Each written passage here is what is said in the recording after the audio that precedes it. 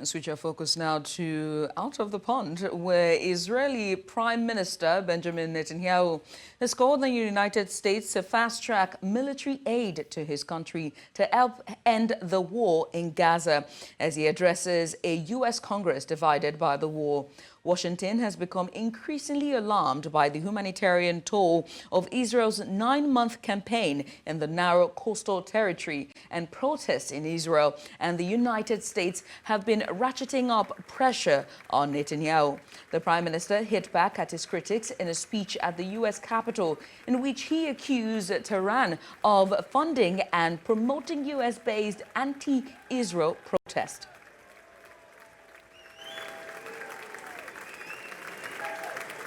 Fast-tracking U.S. military aid can dramatically expedite an end to the war in Gaza and help prevent a broader war in the Middle East.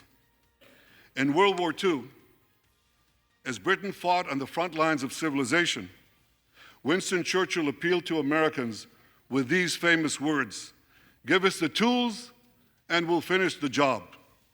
Today, as Israel fights on the front line of civilization, I too appeal to America. Give us the tools faster, and we'll finish the job faster. The day after we defeat Hamas. And joining us now is our international correspondent, Afia Hagan. Afia, it's quite interesting when you watch the applause that he received there, quite thunderous inside Congress. But it seems to be another story entirely outside of that applause and speech. What can you tell us? Right, Benjamin Netanyahu getting 7 standing ovations during that speech in Congress. However, it wasn't all the way across the board. You had about 39 members of Congress, mostly Democrats, who were not in attendance as well. And of course, throughout the speech, you had Michigan Democrat Rashida Tlaib, who is the first Palestinian American member of Congress. And throughout the speech, she was holding a placard that said "guilty of genocide" and "war criminal." Outside of Congress, you had some really quite severe protests. Now, they weren't violent. There was some peaceful protests in there, but you did have burning of American flags, Palestinian flags being raised in their place, and some pretty terrible anti-Semitic graffiti was sprayed around as well. So not everybody is happy to see Prime Minister Benjamin Netanyahu addressing Congress in the way that he did. Now, back home in Israel, families of the hostages, some who have been freed and some who are still held inside Gaza, gathered to see the speech at an area known as Hostages Square in Tel Aviv. Now, they listened to the national anthem and then dispersed as Netanyahu continued his address. They were pretty upset, actually, that he was giving this speech in Washington, feeling that he's not doing enough to bring those hostages home. And perhaps this is all about him grandstanding and forwarding his political agenda. Can you tell us some of the main highlights of this speech for him calling for aid? What's the main highlights of this speech? Yes, this was all about him selling this war that Israel is waging against Gaza. We all know why it started, but it's about him continuing the mission, as it were. So he vowed total victory in Gaza and warned about the threat from Iran, and denouncing the U.S. protesters at the same time, calling them Iran's useful idiots. He also said that America, the true challenge to America was the Middle East, was Iran, and it has to conquer Iran to be able to be successful.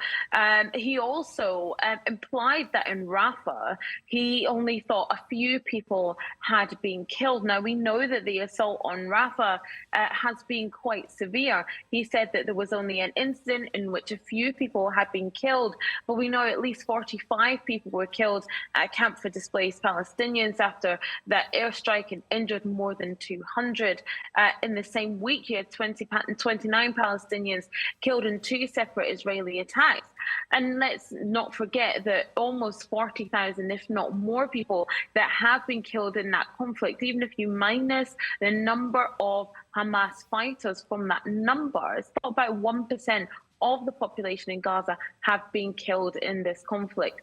So there was definitely about Israel pushing for America to realize that Iran is the problem and Iran is the one that is driving all this, and saying that, the axis of evil, basically Iran is on it, and Israel and America have to get together and stay together to be able to keep safe against this instigator, which is Iran.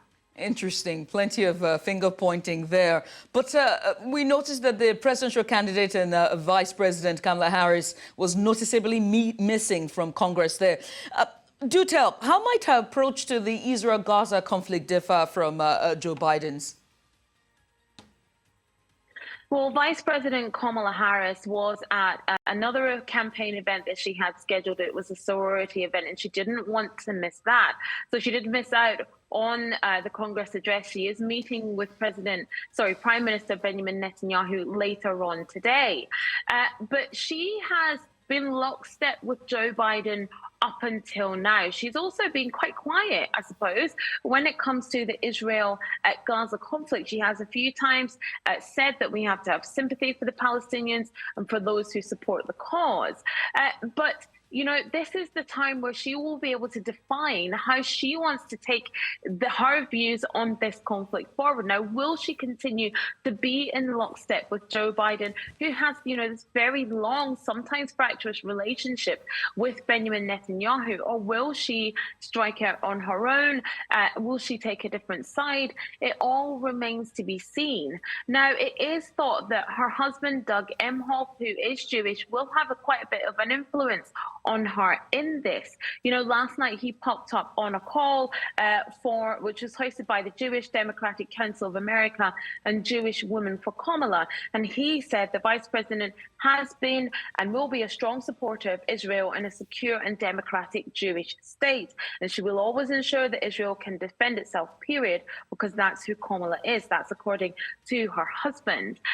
But her stepdaughter, Doug Emhoff's daughter, has been at pro-Palestinian marches. So she has a lot to consider when it comes to her stance on this particular conflict, which we know can be very, very polarizing and very divisive.